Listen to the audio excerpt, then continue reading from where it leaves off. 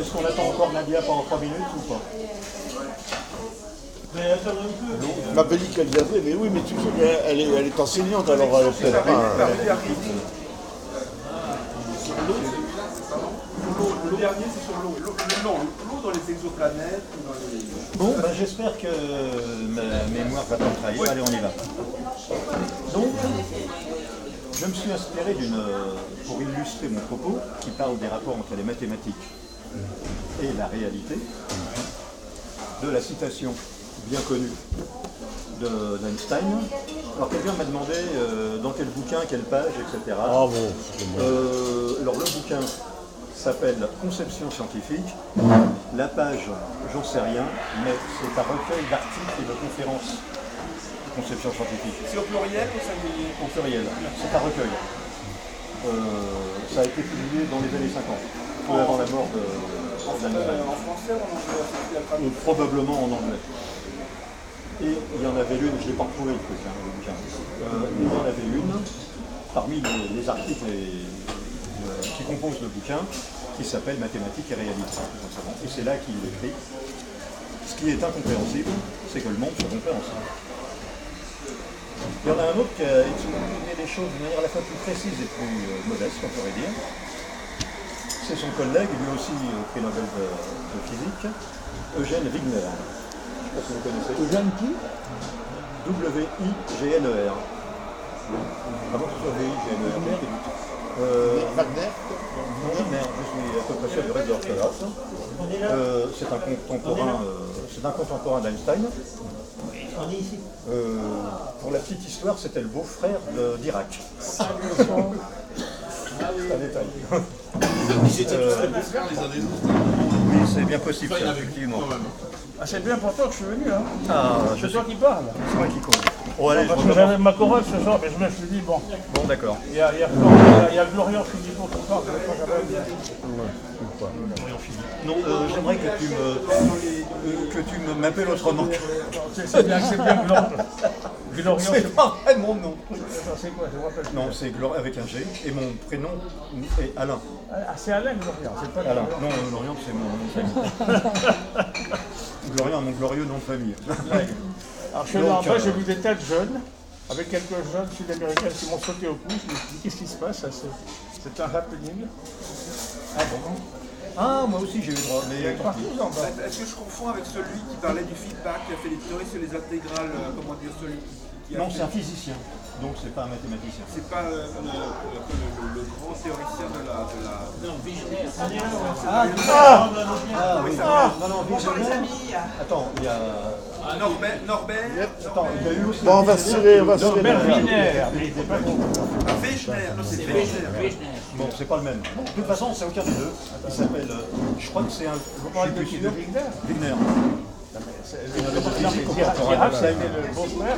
C'est ça, c'est ça. Voilà. Ah oui, parce que ici, il y a C'est un V ou W, je me souviens jamais.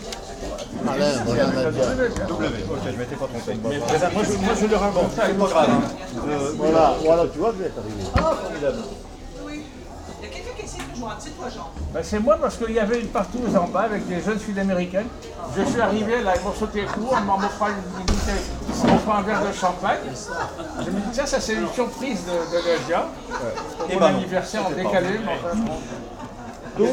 Parce que Neymar, Je sens que je vais avoir du mal à en placer une. Moi. Neymar, Oui, non, c'est-à-dire que il faut que tu prennes la parole, et tu dis, bon, je parle, et hop, Excuse-moi, vas-y.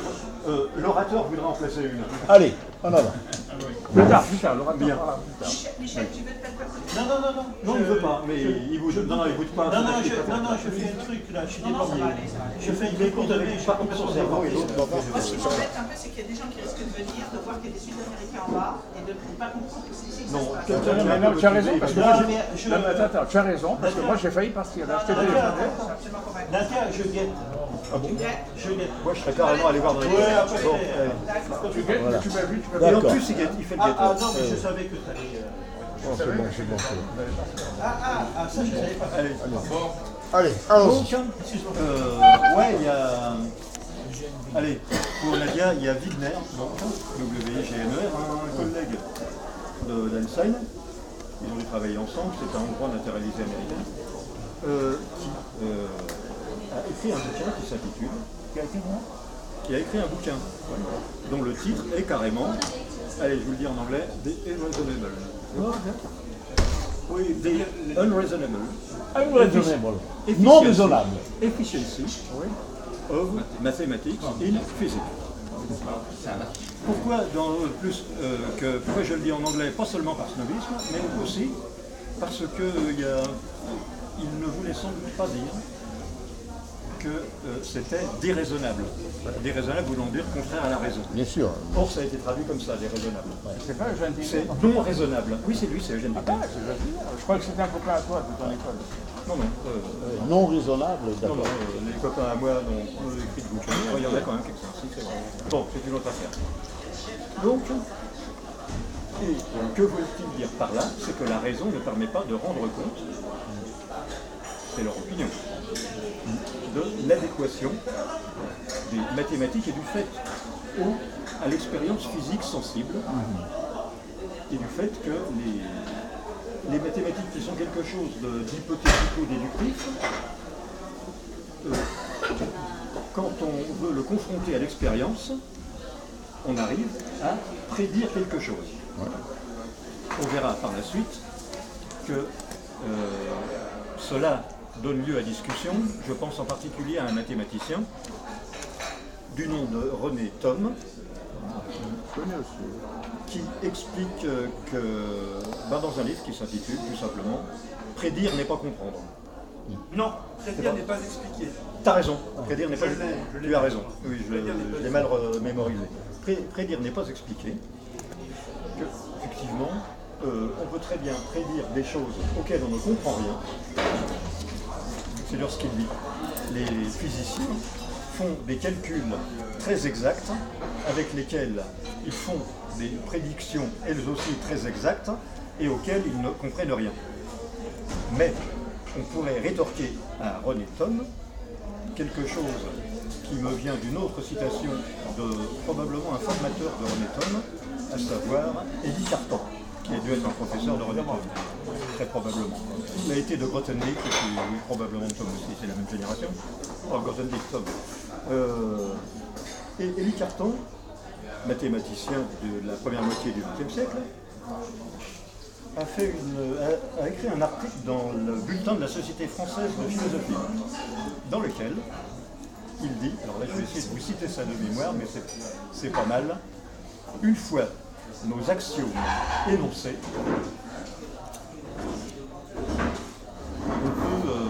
nous n'avons plus besoin de savoir ce qu'est une droite, un plan, un cercle.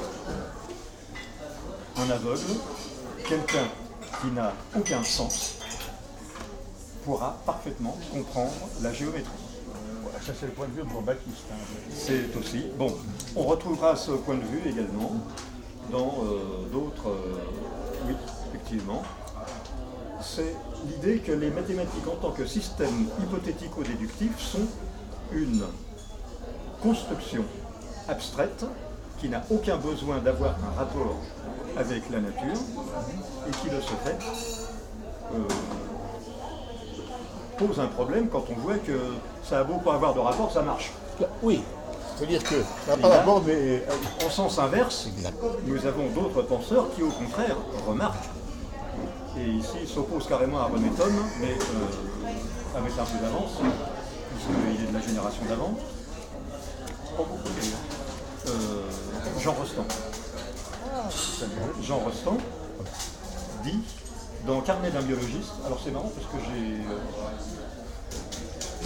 j'avais lu il y a une cinquantaine d'années Carnet d'un biologiste, c'est un bouquin qui fout le moral à plat parce que ça explique que l'humanité est une moisissure à la surface de la troisième planète du système solaire, un truc comme ça, quoi. Bon, enfin, rien n'a de sens, que disons. Jean Rostand est pourtant un matérialiste, un athée radical, mais un athée désespéré. C'est comme ça, Jacques. Oui, effectivement, c'est la même ligne, on peut dire que c'est. Et ce qu'il dit, c'est efficacité pratique, marque du vrai.